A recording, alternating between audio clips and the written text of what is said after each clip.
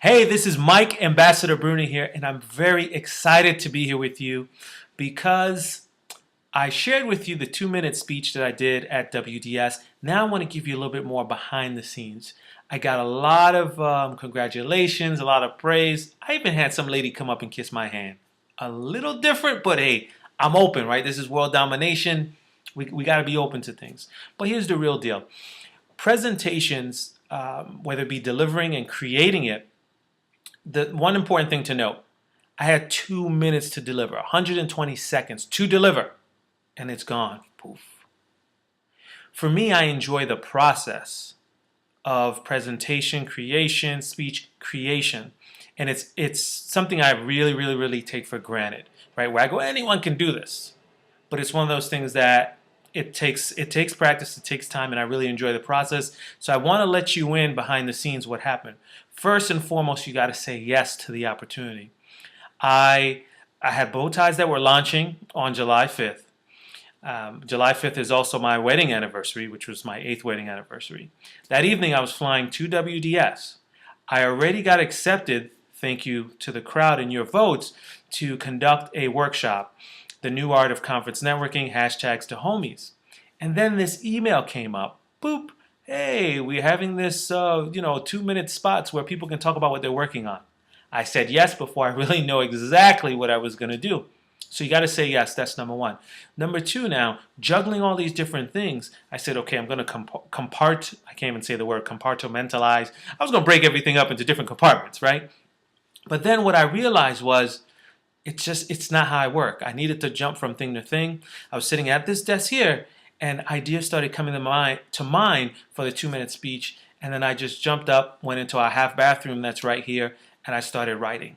So I started writing everything out. That's my process. I write every single thing out that I was going to say, and slowly began to tweak it. I stepped away from it, right? Let it breathe a little bit. And then later on, I had different elements start coming into it. If you notice, when I was speaking, there's a couple of things there. One is I kept doing fast forward. Fast forward. That's probably one of the last things that came in my mind. But it's something that developed where I started in the past and I kept moving forward. And so I kept saying fast forward. The lyric that I used, the quote, which it's not mine, it's from Jay-Z, his song Kingdom Come, where he says, there are much bigger issues in the world, I know, but I first had to take care of the world I know. And that came later on. It's just something that came to me. I do a lot of work with lyrics. I said, oh, this fits perfectly with what I'm doing, because you can think it's bow ties, it's just kids playing football, no big deal. But to me, this was my world, and this lyric tied in perfectly.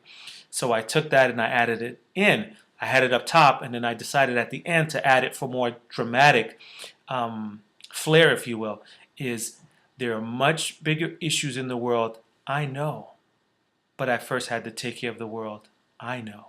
So understanding the importance of your tone and where you pause and all those type of things. As someone said yesterday, Bruni's dramatic pause. I didn't realize all this. The other thing is practice. I practice like nobody's business. I'm practicing like 2 a days, 3 a days. It's only 2 minutes, but you got to keep going through it, keep going through it.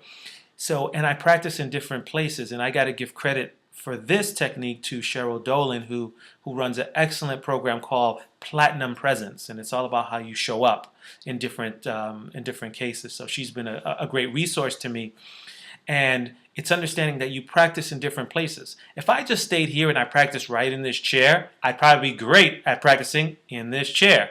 But when you move and do it in different locations, then you're not committed and stuck to just being able to do it in one place. You ever find yourself in a position where you go to a different location, you thought you had something down, and then you can't quite remember it? It probably happened in a testing situation. You study in one location, then you go to the actual exam place, and you just can't perform. So that was part of it, is practicing in different places, yes, including the airport where I'm talking to myself and people are looking at me like I'm crazy. I tweeted out about that.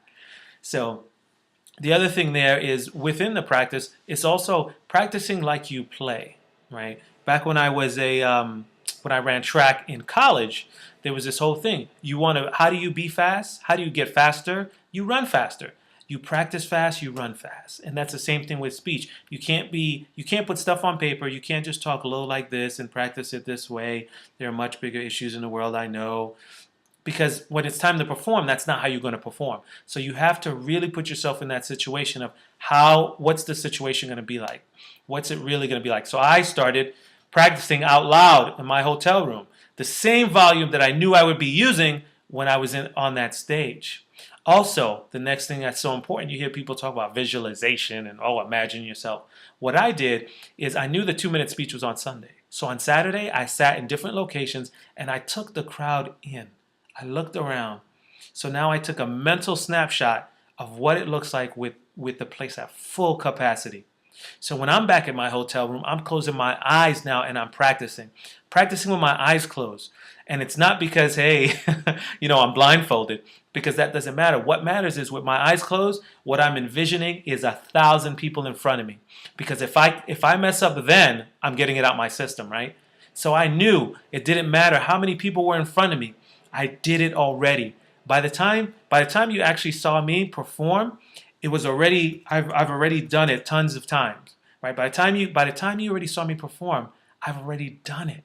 Yes, I still get nervous. Yes, my heart was still racing like crazy.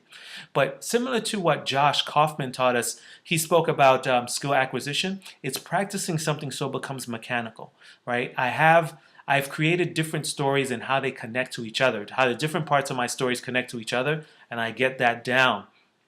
So with that in place, I can now go ahead and just keep moving and keep going and then work more on where am I going to pause and where am I going to move my hands and those type of things. And then just flow, right? So knowing the importance of practicing in a different location, practicing as if with the same volume, closing your eyes, imagining the actual crowd. I was fortunate enough to see the crowd, so I had a real sense of what it was like, and making small adjustments as you need to. And then knowing faith, now that you've done the work, you've done the practice, and now it is showtime. That's where my mind was. There's a piece about mindset, right? Well, what were you thinking? Well, what I was thinking while I was waiting and other people were up there is that this is what I do, right? We've done the work. We've put in the work, and now it's time to deliver. No matter what happens, we know we put in the work. Now we trust. We trust, we step forward, we deliver, and that's it. Right? So that's the behind the scenes. If you have any other questions about kind of presentations and how things like this can come together, let me know. It's what I do, and I do well. So feel free to reach out to me. You can find me on Mike at ambassadorbruni.com or hit me up on Twitter. Ambassador Bruni is my Twitter handle, and we can go from there. As always, my goal is to help you run the point. That's take action from where you are with what you have. Signing out, your ambassador, Mike Bruni. Peace.